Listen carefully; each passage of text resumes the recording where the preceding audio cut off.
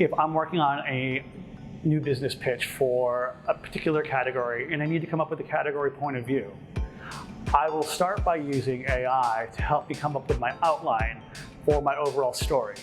Now, this will be my first draft, but rather than spending an hour plus on developing an outline and the flow of my story, I can engineer a prompt specific to an industry and then reuse that prompt in AI. To get you to speed very quickly, this is Campania's Byte-Sized AI for Marketers series. And today we're talking media planning and strategy. Say that you need to get hyper aware of what's going on in a particular industry or vertical in a short amount of time, and something that you might not be familiar with. This is where something like ChatGPT or our MonkGPT comes into play, and it allows you to just get up to speed very quickly. Rather than doing traditional research through something like Google, where your results might be influenced by sponsored ads, this gives you a much cleaner list to start from, so you know where to look. While some agencies are currently going through the process of integrating AI into their existing work processes, others say they have built their business model around the evolving technology. Supernatural is one of such creative agencies where, quote-unquote, humans and machines play together to make widely original ideas that no human and no machine could create alone. The Supernatural team implements machine learning and artificial intelligence beyond generative to develop and execute creative strategies for brands. One thing we noticed 2 years ago when we started Supernatural is that technology had transformed a lot of different parts of advertising, particularly media, CRM, direct marketing, but the creative side of the industry hadn't really changed since the Mad Men days. So what we tried to do, rather than try to change the way people work, is build a tool that would help people work the way they're used to working, just make it faster. The Supernatural called campaign I for a reason. The 2022 campaign the agency developed for travel agent Kayak made news in leading business publications including Bloomberg and Wall Street Journal.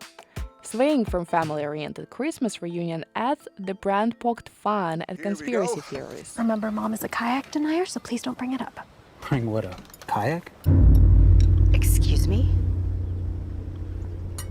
Do the research, Todd. According to Supernatural, the strategy was based on AI-driven insights that developing a humorous spot about Americans' inability to agree on basic facts would click with the brand's audience.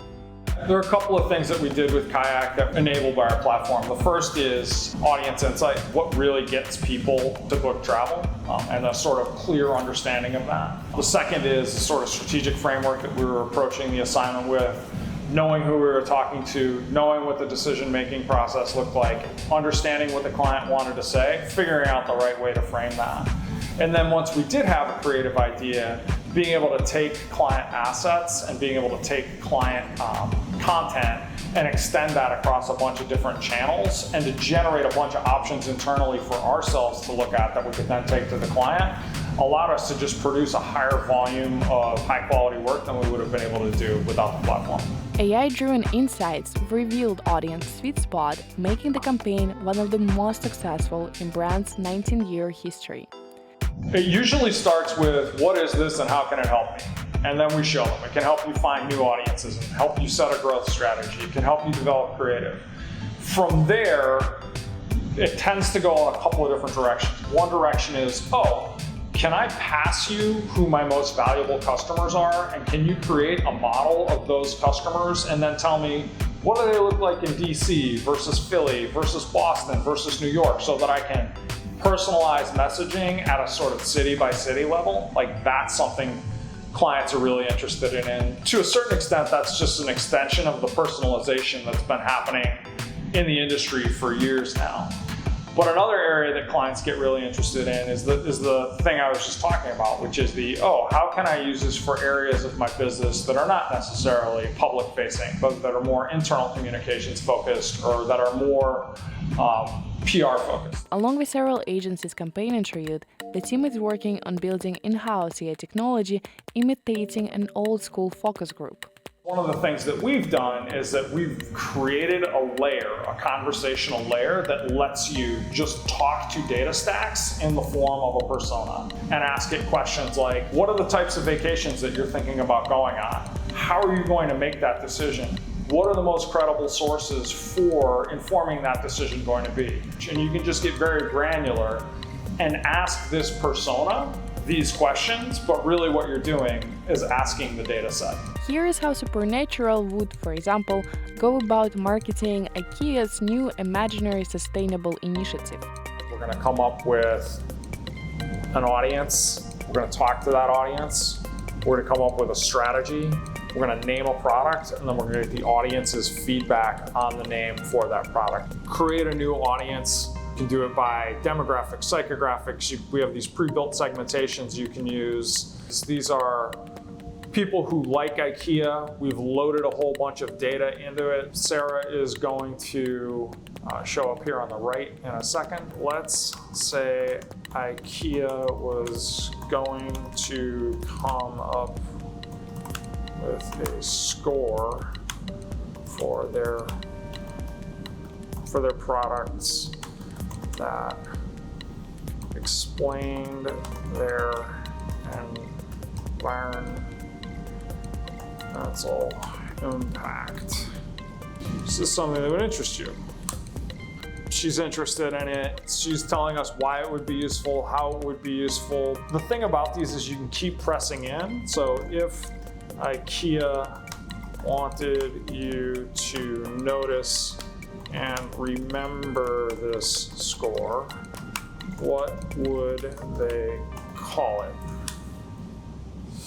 Ikea green score or Ikea echo rating. I'm going to flip this over to the chat. I am coming up with a new name for initiative being rolled out by Ikea. They're placing a score on their merchandise, yada, yada, yada. The working name is green score, but that doesn't quite fit with the way they name their things. And so we're going to give this all the Ikea names. So I just grabbed this off their website. Boop. Now it has a bunch of references.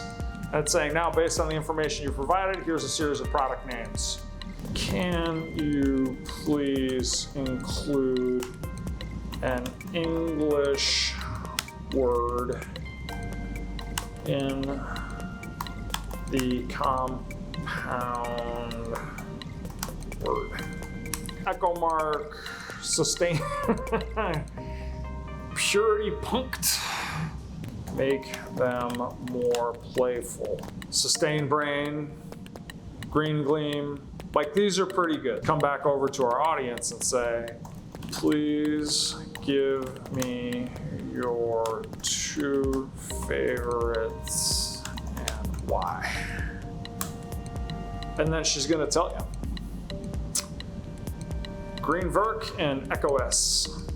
Let's say we wanted to do a full campaign for this IKEA sustainability strategy, and we wanted to do a creative brief, the whole 9. Echo S asks you all these different questions. What's the category you compete in? Who are your competitors? And then it'll give you sort of strategy options for approaching the problem. So then it'll say, okay, based on the last 25 years or so of academic research on marketing effectiveness, what are the best strategies? And so here you have a current issue. This is for taking on a cultural moment. It was suggested because word of mouth is important, brand loyalty is important. And now you can take this and you can attach a persona. So we'll grab that IKEA audience, and then you can start, and it'll just start writing a creative brief. And it'll write a creative brief for that audience, for the assignment, within the strategy that we've talked about. And it gives you a good jumping off point for writing a brief that you can actually put in front of people. Sometimes it's generative AI, and generative AI in particular is good for, as I was just talking about, generating optionality within a single creative idea or creative framework. Generative AI is also really good at making data stacks and sets of data conversational, but analytical AI, which does not get as much press as generative AI, is really good at answering questions that clients are super interested in. Questions like, okay, what are the brand measures that move market share in my category? And on those brand metrics, who's winning, who's losing, why? Those are the things that clients care about. And a lot of that isn't done with generative, it's done with machine learning models and other forms of artificial intelligence. I think the future is just an accelerated version of what we're doing right now, where instead of having to set up a really complicated model, you just talk to it and it sets itself up and asks you how it's doing.